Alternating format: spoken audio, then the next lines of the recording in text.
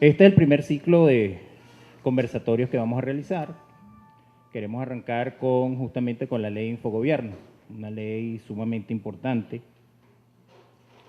que, bueno, tiene efectos, evidentemente, sobre la universidad y el trabajo del día a día de la universidad. Entonces, por eso también quisimos hacer este conversatorio, para que todo el mundo esté enterado de qué es la ley de Infogobierno, qué representa y qué se está haciendo y qué estamos haciendo las universidades, algunas universidades.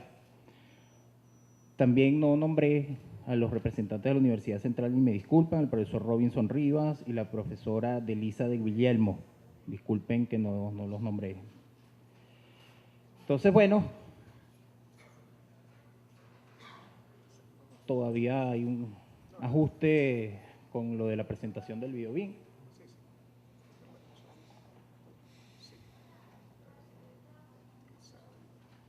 Vamos a dar lectura a lo que va a ser el programa y cómo va a ser la dinámica. Vamos a trabajar con charlas de 15 minutos. Cada presentador va a dar su charla 15 minutos y luego una sesión de preguntas de 5 minutos. Esa sesión de preguntas es entre 4 y 5 preguntas, no más de eso. Si quedan preguntas y queda gente haciendo cola para preguntar, se le va a dar una ficha donde va a escribir su pregunta y nosotros le haremos llegar las mismas a cualquiera de los miembros de la presentación, de los que van a dar la presentación, para que las respondan. Entonces, nosotros en las páginas web pondremos la respuesta que ustedes nos envíen para que todo el público tenga la respuesta. Vamos a comenzar el programa con la instalación del evento, y las palabras de bienvenida están a cargo del profesor Cristian Puig, secretario de la Universidad Simón Bolívar. Luego, la segunda charla va a estar a cargo de la profesora Ruiz, del CONATI, que nos va a hablar sobre el CONATI y la ley de Infogobierno. La tercera charla va a estar a cargo del profesor Jorge Baral, que él va a hablar sobre la filosofía de la ley de Infogobierno. Luego, el abogado Olga Sanabria va a hablar sobre firma electrónica por parte de SUSERTE. Luego, el doctor Oscar Lovera va a hablar sobre la sustentación en el marco legal venezolano de lo que es la firma electrónica. Luego vamos a hacer un receso, un pequeño receso, y volvemos con el impacto de la ley de Infogobierno en la educación, que la charla es del profesor Víctor Teotisto.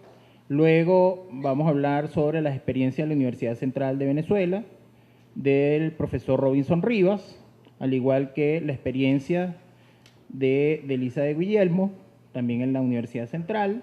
Y luego vamos a hablar de la experiencia y el qué estamos haciendo aquí en la Universidad Simón Bolívar.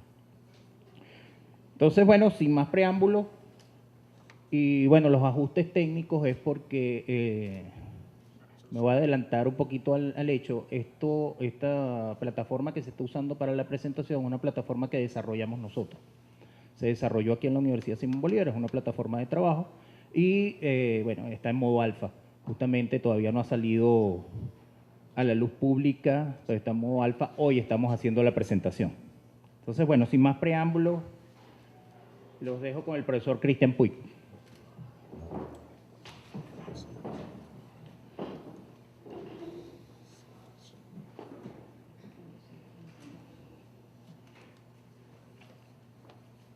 Buen día a todos.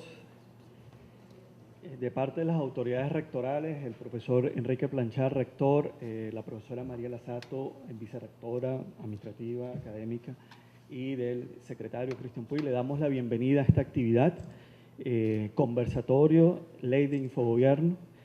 Esta es una actividad que desde hace tiempo hemos planificado realizarla, hoy la hemos concretado y bueno, y agradecemos la participación de todos los invitados, ¿no?, quienes nos visitan a la universidad. Le damos la bienvenida, ya lo dijo el ingeniero Valgivi, ¿no?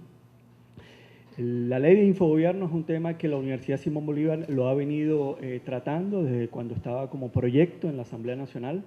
Desde ese momento ya la Universidad Simón Bolívar estaba en conocimiento del tema, y una vez que el Poder Ejecutivo le da el promúlguese, entonces, bueno, conocemos el texto y hemos venido realizando desde octubre del año 2013 toda una serie de actividades para ir atendiendo los contenidos de la ley.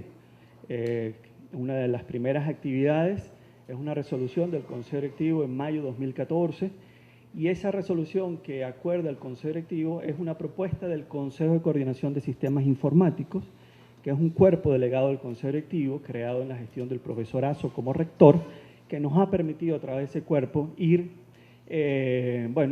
atendiendo toda una serie de actividades que trata la ley, como el registro de programas informáticos en diciembre de 2014, lo pudimos entregar a la CONATI, y luego el plan de migración en el año 2015.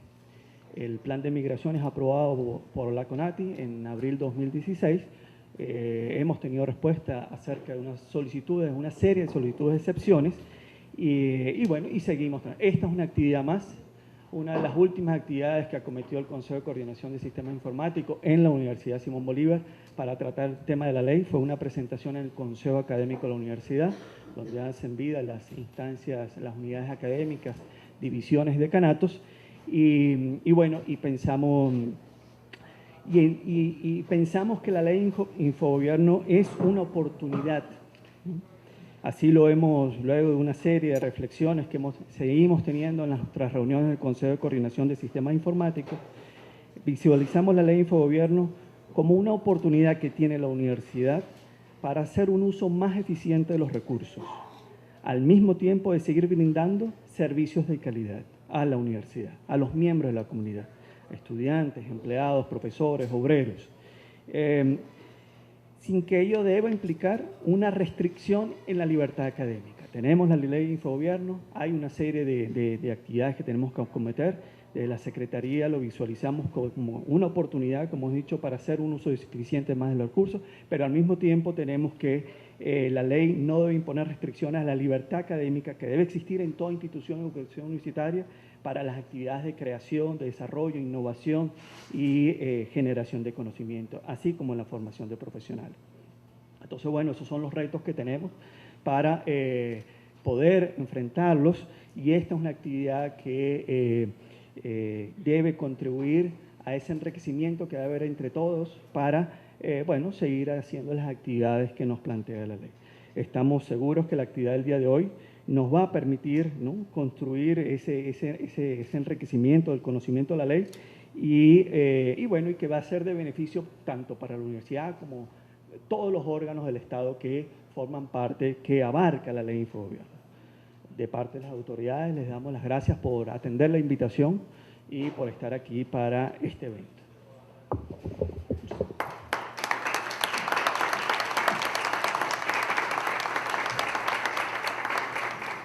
Bueno, vamos a comenzar las charlas con la profesora María Antonieta Ruiz del CONATI. El CONATI es la Comisión Nacional de Tecnologías de Información y es un organismo que se crea a partir de la Ley de Infogobierno promulgada el 17 de octubre de 2013.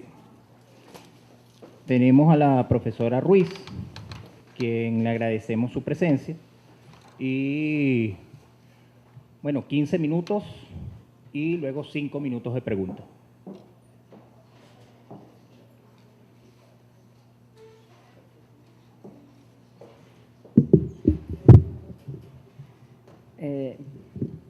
Buenos días. Ante todo les doy el agradecimiento a la invitación que ha hecho la universidad a participar en este evento, pero sobre todo la iniciativa que tuvo la misma universidad en realizar este primer conversatorio que nos va a ayudar a visualizar hacia dónde vamos, dónde estamos ahorita a nivel de la ley Infogobierno. Y como dijo el que me antecede, el señor Puig, ¿así? Ok. Es una oportunidad para encuentros y más en esta casa de estudio en donde todos estamos pendientes de que son en las universidades donde vamos a conseguir este desarrollo de país que queremos. Vamos a empezar hablando de cuáles fueron los antecedentes que preceden a la emisión de la ley Infogobierno. Primero podemos hablar de ese decreto 825 en donde nos dice que el uso de Internet es de uso obligatorio sobre todo para el desarrollo cultural, económico, social y político de la República Bolivariana de Venezuela. Después de él, en el estado cronológico, nos conseguimos con el decreto presidencial 3390, que su finalidad o el problema que tuvo era que decía que era prioritariamente el uso de software libre en las entes gubernamentales, pero bueno, esa prioridad lo definía cada uno de los directores que estaban en esos entes. Y ahí mismo se decretaba que también había que hacer la migración de estos entes hacia las tecnologías libres. Después tenemos en el 2012, hay un lapso en donde estamos, como quien dice, viendo si verdaderamente se lleva a cabo lo que era el decreto 3390, y nos viene la ley de interoperabilidad, que es la que ya nos dice cómo debemos de relacionarnos de organismos con otros y el manejo de toda esa información, vistas hacia que el ciudadano tenga transparencia en todos sus trámites, transparencia a nivel también del Estado. Y por último, bueno, tenemos la ley Infogobierno, que nace en el año, bueno, se decreta en el año 2013, octubre, pero verdaderamente se pone en funcionamiento en agosto de 2014. Yo inicio con un pensamiento de nuestro comandante Hugo Chávez, donde dice que el conocimiento no debe ser privatizado, es universal como la luz del sol o como el viento o el agua de los ríos. Entonces, basado en la libertad del uso de esta información, de las tecnologías de información libre, que está basada en la ley Infogobierno. Bueno, la ley Infogobierno tiene seis títulos. En su primer título está todo lo que son las disposiciones fundamentales, y donde esta ley nace con la necesidad de legislar todo lo que tiene que ver con la tecnología de información, y tiene por objeto establecer los principios, bases y lineamientos que rigen el uso de las tecnologías de información en el poder público y el poder popular para mejorar la gestión pública y los servicios que se prestan a las personas, impulsando la transparencia del sector público, la participación y el ejercicio pleno del derecho de soberanía, así como promover el desarrollo de las tecnologías de información libre en el Estado, garantizar la independencia tecnológica, la apropiación social del conocimiento, así como la seguridad y defensa de la nación. ¿Quiénes están sujetos a esta ley? Bueno, hay bastantes, nosotros tratamos de reducirlo dentro de este auditorio. Y bueno, el poder público nacional, estatal, metropolitano, municipal y dependencias federales. Todos los institutos públicos en sus distintos niveles, las universidades públicas e instituciones del sector de naturaleza pública, y todas aquellas sociedades que tengan el 50% mínimo han sido creadas con fondos del Estado con al menos 50%. En el título 2 de la ley Infogobierno nos hablan de la organización del poder público para el uso de las tecnologías de información. Entonces aquí vemos que tenemos el máximo órgano de consulta, que es la CONAUTI, que es el Consejo Nacional para el Uso de las Tecnologías de Información. Después tenemos el Ministerio de Ciencia y Tecnología, con competencia en Ciencia, Tecnología e Información, que ahora actualmente reúne a los dos, lo cual yo estoy muy contenta que esté Educación Universitaria, Ciencia y Tecnología, porque nos aborda sin necesidad de ir a hacer traslado. Y entonces la CONATI depende directamente de este ministerio y tiene, como quien dice, sus dos brazos, sus unidades de apoyo, que son el Centro Nacional de Tecnología de Información, el CNTI, y su CERTE, a nivel de reguladores, tanto de normalización, son los entes normalizadores, tanto en uso de la tecnología como en seguridad informática. La CONAUTI es el órgano de uso, que es el órgano rector, está conformado por la Vicepresidencia de la República, el Tribunal Supremo de Justicia, el Poder Electoral, el Banco Central de Venezuela, la Asamblea Nacional, la Procuraduría General de la República y el Poder Ciudadano. Y también participan 3 ministerios, que son el Ministerio de las Comunas, el Ministerio de Planificación y el Ministerio en Competencia, Ciencia y Tecnología, que es nuestro Ministerio de Educación Universitaria, Ciencia y Tecnología. Ahora, dentro de esta misma organización, ¿qué es la CONATI? La CONATI es la que va a materializar el cumplimiento de la ley y es el ente regulador en materia de tecnologías de información, las cuales han sido declaradas por la ley como interés público y estratégico para la nación y su desarrollo.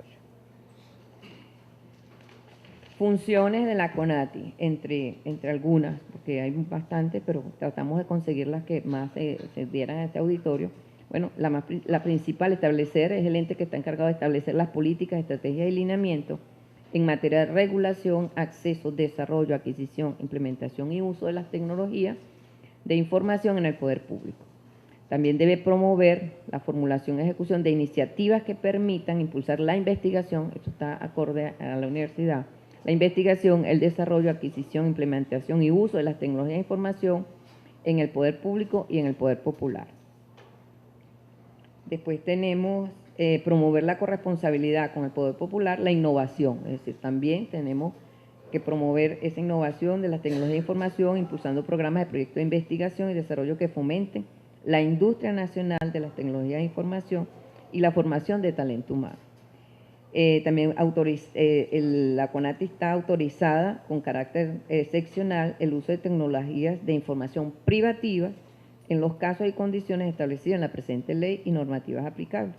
Y así a su vez también tiene sus funciones abrir los oficios a instancias de parte, sustanciar y decidir los procedimientos administrativos sancionatorios previstos en la presente ley y la normativa aplicable en el ámbito de la competencia. Bueno, dado estas funciones, se crea la CONATI y después entonces el título 3 nos habla de los tributos. Estas son cosas que no tenía el decreto 390. Entonces, a nivel de tributo, es explícita en su artículo 60 y 61, donde dice que todas aquellas personas jurídicas cuyo objeto sea la importación, distribución, comercialización o preste servicios de software privativo al poder público, debe pagar una contribución, dependiendo de los dos casos, de 2,5 o de 1,5% de la utilidad neta al público. Es decir, estas instituciones, ahora tenemos instituciones que van a proveer ingresos a la institución que vamos a ver que van a ser utilizadas para el desarrollo. Me adelanto un poco al artículo 66. Y después tenemos dentro de la sección de tributo, tenemos las excepciones. La CONATI excepcionalmente podrá autorizar hasta un máximo de 3 años la adquisición y el uso de software que no cumpla con las condiciones de estándares abiertos y software libre, sí, solamente sí, cuando no existe un programa desarrollado que lo sustituya o se encuentre en riesgo la seguridad y la defensa de la nación. Entonces, eso es para decir que tampoco es migrar, sino que aquellos que verdaderamente se amerite y se haga el caso de la excepción, pueden solicitarla y la CONATI tiene la autorización para negarla, darla y explicarla. También tenemos, dentro de la parte de tributo, es que aquellos organismos que se les ha concedido el uso de software privativo por el medio de la excepción, bueno, estos organismos deben pagar una contribución especial al FONACYT, que es equivalente entre el 5 y al 10% del valor de adquisición de ese software privativo. No solamente por adquirirlo, sino también aquel que reciba soporte y uso de este software privativo. Ahora, estas contribuciones deben efectuarse hasta que sea sustituido este software privativo por el equivalente en su software libre de estándares abiertos. En el artículo 68, que no aparece, lo que sí significa es que el destino de estas contribuciones para fiscales y tasas, el monto no menor del 50% deben ir a ser destinadas al desarrollo y fomento del sector de las tecnologías. Es decir, CONATI va a tener un fondo de financiamiento de proyectos que vayan hacia el desarrollo de la industria. Bueno, después pasamos justamente al título 4, que hablamos del desarrollo del sector de las tecnologías de información libre, en donde en el artículo 70 nos dice que en combinación con el Ministerio de Ciencia y Tecnología, en nuestro caso el Ministerio del Poder Popular, Educación Universitaria, Ciencia y Tecnología, deben impulsar el desarrollo y fortalecimiento y consolidación de la industria nacional de tecnologías de información libres, garantizando el ejercicio de la soberanía tecnológica y el desarrollo integral de la nación. ¿Qué promueve en este artículo 70? Bueno, programas de investigación en los sectores prioritarios, investigación nacional, polos de innovación regionales, financiamiento de la investigación, la innovación, el desarrollo, formación y apropiación social del conocimiento mediante planes de formación de tecnologías de información libre. El artículo 71 nos dice que el financiamiento con fondos públicos que poseerá CONATI una vez recibidos estos fondos, está dirigido a impulsar un sistema económico socioproductivo de las tecnologías de información libre, que desarrolla las actividades de investigación, diseño, creación, desarrollo, producción, tanto de software como de hardware libre. Entonces aquí es donde podemos empezar ya a visualizarnos como esa industria que también nos puede proveer la parte de hardware. Después tenemos el título 5, que es el acceso a la información.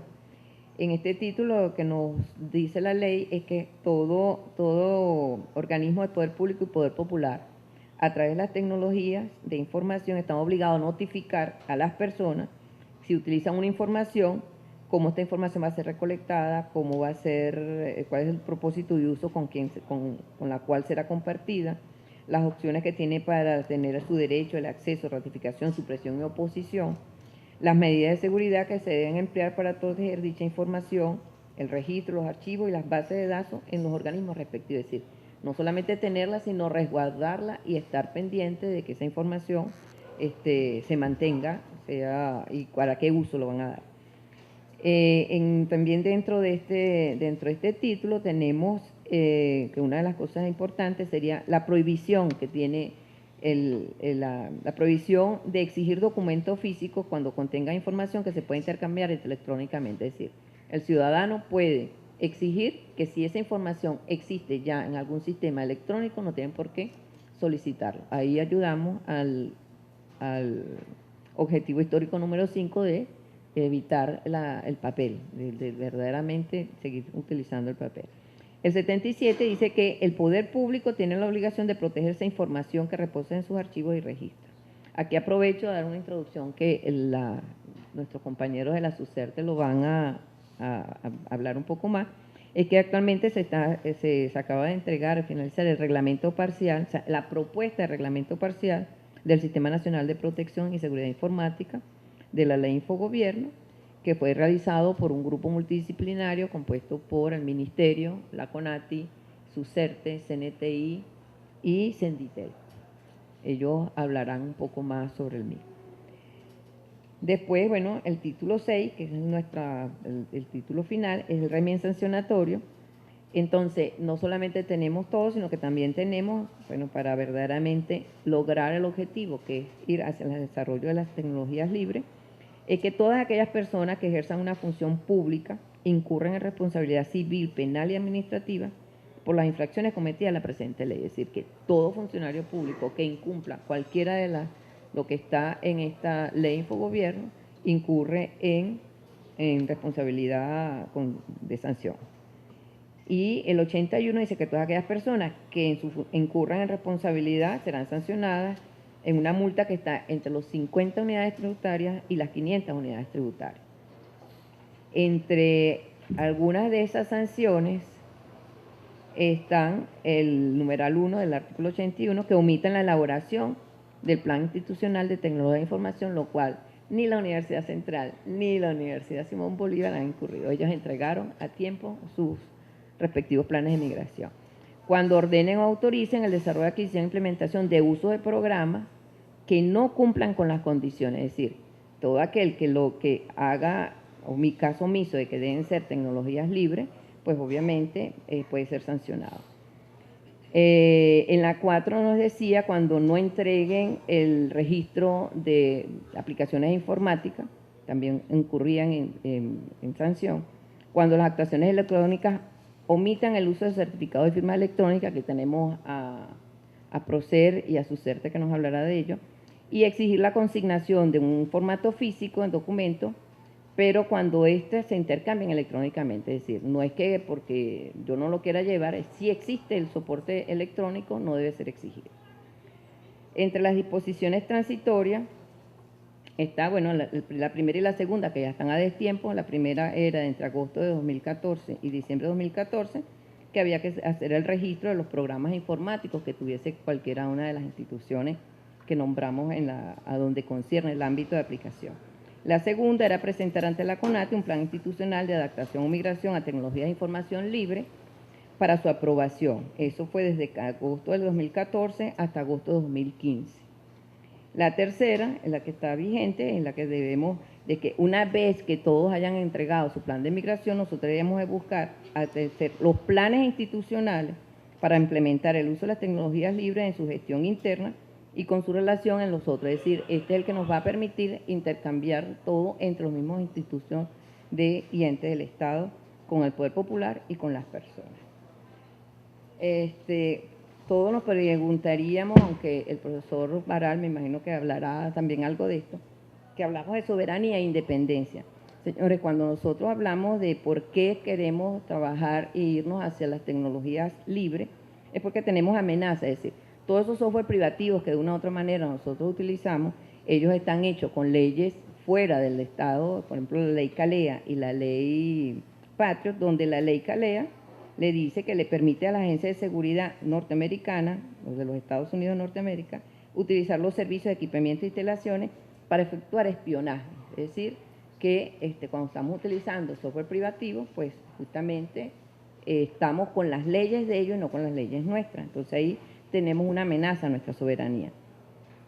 Y otra es la ley Patriot, o Patriota, en donde el objeto es permitir al gobierno, si ven la fecha, es justamente después que se cayeron las Torres Gemelas, en donde permite al gobierno vigilar sin causa justificada el tráfico de Internet y las comunicaciones por correo electrónico de cualquier proveedor, sin distinguir entre violadores de la ley o los inocentes.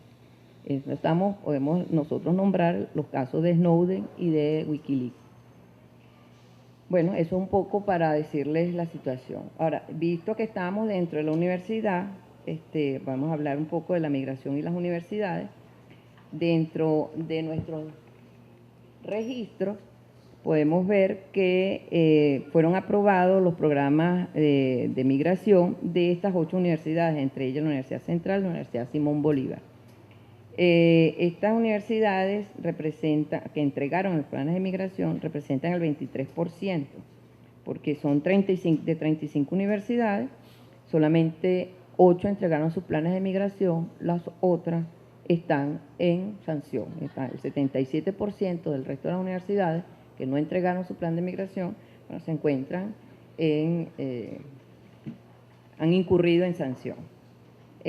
Hasta el momento que nosotros recibimos el plan de migración de la Universidad Simón Bolívar, ella se encontraba en un 11,42%, y tenían un plan que en el 2017 podían tener ya el 100%. Sin embargo, es importante que estos espacios se abran porque es dinámico. Las situaciones no es que yo pueda, sino cómo podemos coordinar. Lo que sí es que cualquier retraso debe ser enviado a la CONATI para estar al tanto y lograr hacer el seguimiento de los planes de manera coordinada. Por parte de la Universidad Central, que también sé que va a estar presente, bueno, ellos también tienen un 24,11%. Esperemos que esta cifra nos lo digan cuál ha sido su avance en el momento de su presentación. Y estaban más adelantados en el 24,11%. Bueno, yo me despido con un pensamiento de nuestro presidente obrero Nicolás Maduro, en donde dice que debemos de ser soberanos en el campo educativo, del conocimiento, la cultura, la ciencia y los avances tecnológicos. Allí es donde se consolida la independencia del siglo XXI para cualquier nación. Gracias y buenos días.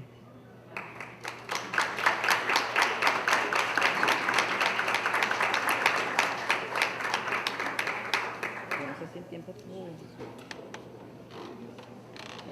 Comenzamos la sesión de preguntas, por favor. Si quiera preguntar, el micrófono está de este lado. Del lado derecho de ustedes.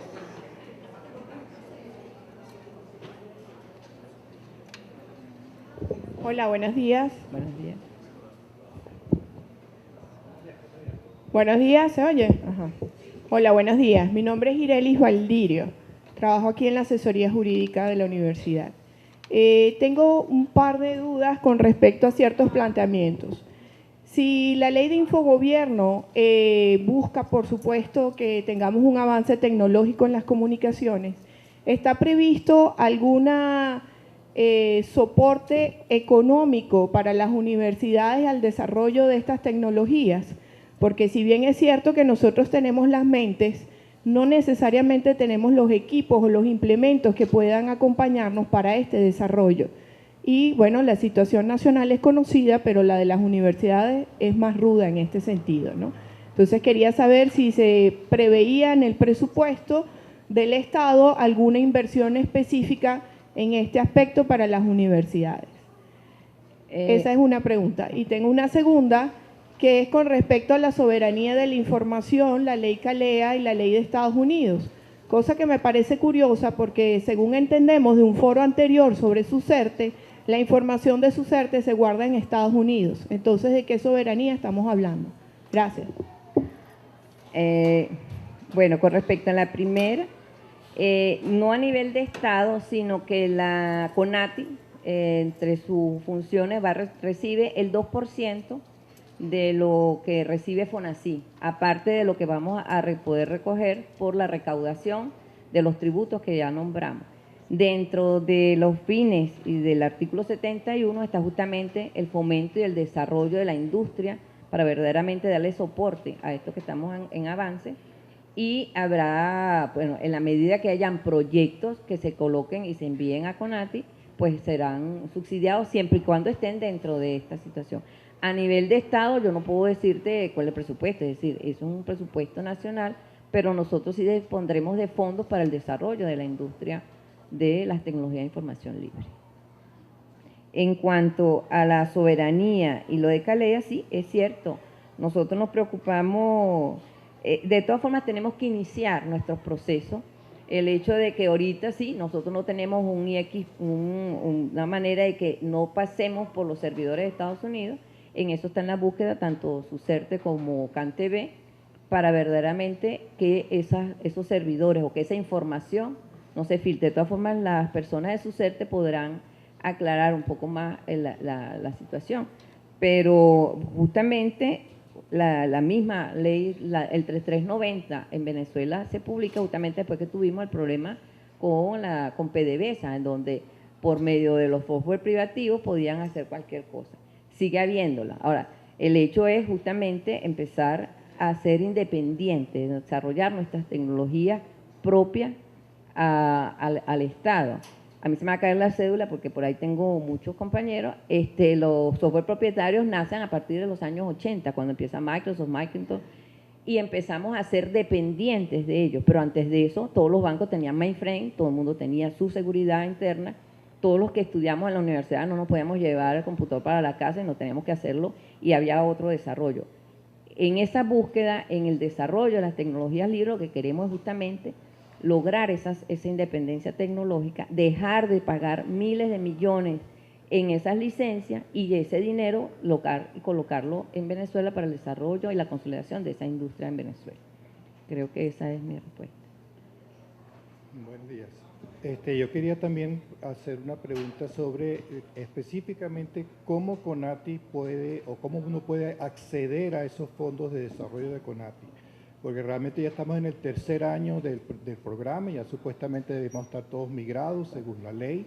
Sin embargo, las migraciones están crudas, y están crudas porque, por ejemplo, en muchos casos nosotros teníamos software privativo, se pagaba una cierta cantidad por él, una cantidad bastante sustanciosa.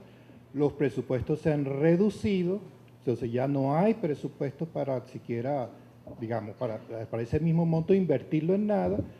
No tenemos personal porque se nos está yendo, porque los salarios son miserables, ¿okay? No tenemos tampoco forma entonces de desarrollar. Nosotros entonces no hay una inversión en los proyectos de migración. Entonces, ¿cómo podemos cumplir con la ley? ¿Y qué tipo de facilidades da CONATI? Me gustaría que detallara un poco más cómo acceder a esos fondos famosos que todavía hace 3 años que nosotros no los vemos. Pues. Bueno, profesor Teruel, justamente CONATI también está tan iniciada como el mismo proceso. Nosotros lo que tenemos son 2 años. Actualmente ya tenemos la transferencia del 2% de los fondos de FONACYT a CONATI. Estamos con todo el reglamento, pero eso sería para proyectos justamente como lo dice el 70 y 71, que van válidos, son formaciones, tenemos muchísimas posibilidades. Sin embargo, a nivel nacional, nosotros sabemos que hay más de 5.000 aplicaciones que deben de desarrollarse. Entre ellas, nosotros lo que hablamos es que si ese conjunto de aplicaciones las llamamos las que son comunes a todas las instituciones del Estado, administración, todas las de planificación, y para ello, en conjunto, lástima que no está presente, el CNTI, estamos trabajando en lo que llamamos el Sistema Nacional de Software Público. software que son comunes a todos y en donde sí hay dinero para esos proyectos. Pero está la invitación por parte de CONATI de que sea está específico, es decir, cuando hablamos de investigación, de formación, son las casas de estudios las que deben de ir y solicitar esos recursos. El acceso, bueno, estamos todavía por parte de la aprobación, hubo cambio de autoridades, pero ya tenemos los fondos y pensamos que para el segundo semestre de este año podemos ya empezar a dar a grandes proyectos con la investigación, la formación, porque bueno, además de esto yo estoy en el motor de telecomunicaciones y el problema de formación, el problema de fuga de talento humano, la misma infraestructura es un problema que no se nos hace ciego en la misma mesa de telecomunicaciones e informática. Entonces, para acceder, profe, yo le invito a que vamos a publicar dentro de nuestra página web cuáles serían, pero no lo hemos podido hacer hasta que no tengamos la aprobación por parte del Ministerio, porque, como lo dice el artículo 70, es en combinación del Ministerio de Ciencia y Tecnología, con pertinencia a Educación Universitaria, Ciencia y Tecnología y la CONATI.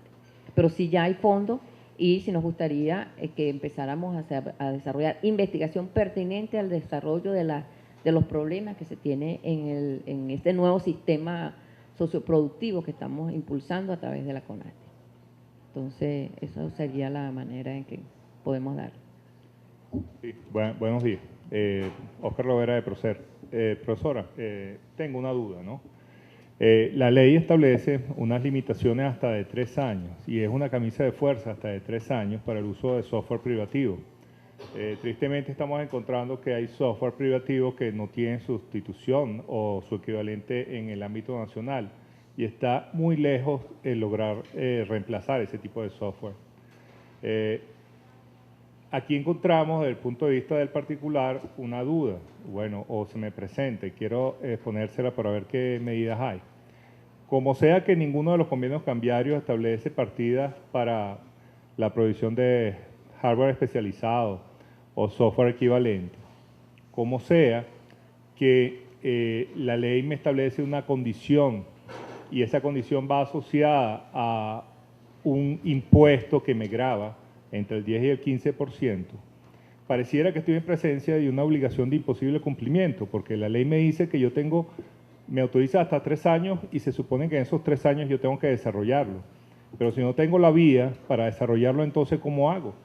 Entonces, ahí tengo una primera pregunta, porque de alguna manera están limitando todo lo que es el acceso al conocimiento, el desarrollo del conocimiento, y de repente ignorancia mía, y quisiera saber si es que se está estableciendo algún reglamento o algún mecanismo para que a través del CONATI, a través del mecanismo de suministro de divisas en el país, autorización, se contemplen estos rubros que son novedosos y que son necesarios para esa soberanía que se quiere, pues, o que se busca.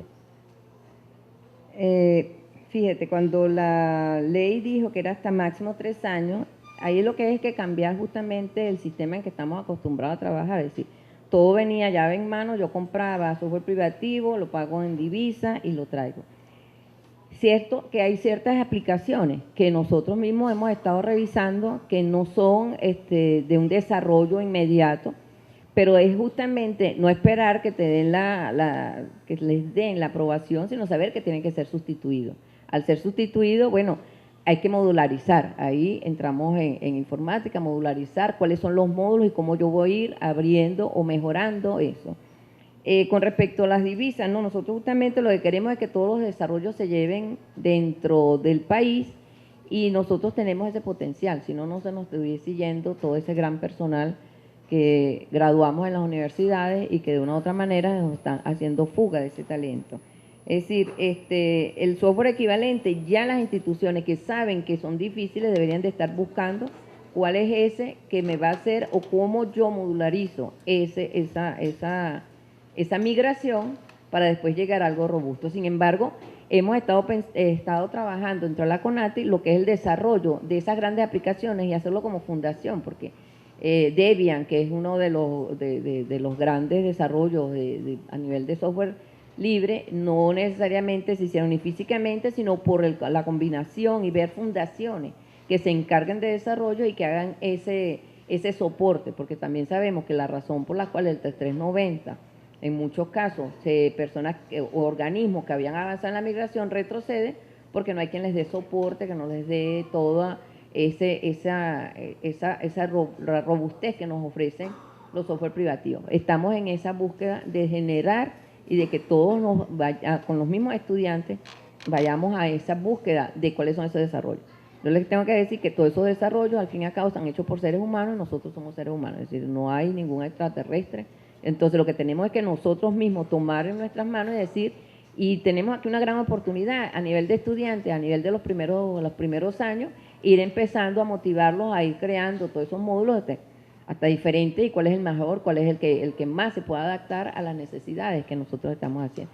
Sí está pensado en que hay software que son desarrollos muy amplios, pero sin embargo sabemos que existen sus equivalentes en software libre que no están en el Estado, pero al ser software libre nosotros podemos desarrollarlo y serían unas universidades las que deberían de estar en búsqueda de cuál sería esa versión venezolana de ese software libre que ya está hecho, porque no es que están partiendo de cero, se está partiendo de cosas que ya están realizadas, la cuestión es la adaptación.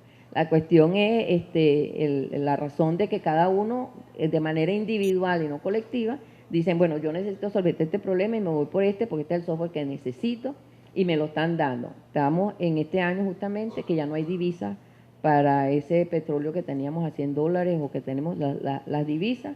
Nosotros estamos promoviendo en que todo el desarrollo sea dentro de Venezuela y eso nos economiza, nos ahorra divisas, es decir, ya no deberemos estar buscando fuera, debemos estar. Es una transición. De todas formas, para eso mismo la ley prevé las excepciones. Y también con las mismas instituciones que dan fondos privativos van a estar, ese tributo va a ese desarrollo que el profesor Teruel nos está preguntando, es decir, sí es el buen uso de eso, que no es que es para financiar el desarrollo de la industria. Con el 2% de FONACYT más todo el 50%, o al menos, mínimo el 50% de lo que se recauda. Pero les podemos decir también, estamos apenas empezando, tenemos 2 años, y como quien dice, este es el año en que ya vamos viendo más consolidada la misma Comisión Nacional de Tecnología e Información. Con la última pregunta, primera del tiempo. Sí. Bueno, buenos días. Primero que nada, felicitarlos a ustedes, tanto a la universidad como al CONATI, por este conversatorio. Mi nombre es Alberto Marún, yo soy el director de tecnología de la Alcaldía de Baruta. Al fin nos conocemos, directora. Encantada. Nosotros hoy en día tenemos bien adelantado este proceso de migración. Sin embargo, nos hemos encontrado con, digamos, obstáculos entre la interacción que hay entre los organismos públicos y privados, inclusive algunos públicos también, en el momento de no exigir imprimir un documento. Nosotros, dentro de la Alcaldía de Baruta, por ejemplo, manejamos el registro civil y hay instituciones, por ejemplo, la banca, cuando abre un fideicomiso un niño y todo esto, nos exige el documento impreso, por ejemplo, de la partida de nacimiento. Igual pasa también al sacarle la cédula a un niño y esto es un organismo público también. O sea, ¿cómo el CONATI ha manejado, digamos, este problema? Pues, porque me imagino que nos está pasando a todas las alcaldías, a todos estos entes públicos que tenemos. Bueno, justamente nosotros ahorita, el Ministerio de Planificación nos mandó la orden de 0 papel. Y entonces estamos justamente, y se impulsó el uso de la firma electrónica, es decir, ya tenemos todos los ligamentos, todas las bases legales que nos permiten en que todos los papeles que circulen estén bajo la firma electrónica. Sin embargo, eso es parte de lo que es la ley de interoperabilidad, es decir, nosotros estamos en conjunto, es decir, la ley de infogobierno y la ley de interoperabilidad se dan de la mano, estamos en esa búsqueda. Se han empezado a hacer ya alianzas con, por ejemplo, el CENIA tiene una cantidad de información, el CNE tiene otra cantidad de información, y es justamente esto está avanzándose, no te puedo decir en qué medida, y la firma electrónica ha mejorado y que la gente también empiece a ver de que al momento que está esa firma electrónica, pues obviamente eso es un papel legal. En muchas charlas que ya su CERTE les dirá y podrá venir a darla, el hecho de que cuando se imprime físicamente, ya deja de ser un papel electrónico y entonces hay que validarlo. Pero la búsqueda es que también es una cuestión cultural en que todos verdaderamente empecemos a aceptar de que todo nos puede venir por internet y que aunque, bueno, hay personas que no deben tenerlo, los infocentros, hay mecanismos, es decir, el Estado en estos 17 años sí logró una infraestructura, hay canaimitas, hay muchísima infraestructura, nos falta justamente montar los contenidos, en eso estamos trabajando también a nivel de la mesa del motor de telecomunicaciones e informática, y no te podría decir cuál es el avance, pero sabemos que ya el hecho de que nos hayan dicho cero papel y que tengamos la firma electrónica, y tenemos aquí a Procer, que también nos va a hablar de ella, empezamos a tener toda la cultura de que podemos, los organismos, ya emitir estos papeles electrónicos que verdaderamente tienen la misma validez que cualquier físico. Lo único es que es una cuestión cultural y aunque arriba han dicho que no hay cero papel, el señor que está en la taquilla te sigue diciendo, no, si no me traes la cédula de identidad en fotocopia, no lo acepto. Entonces hay que hacer promoción del uso del cero papel. Y yo creo que sí, CONATI tiene parte de su promoción hacia eso junto con el Ministerio y con los demás organismos.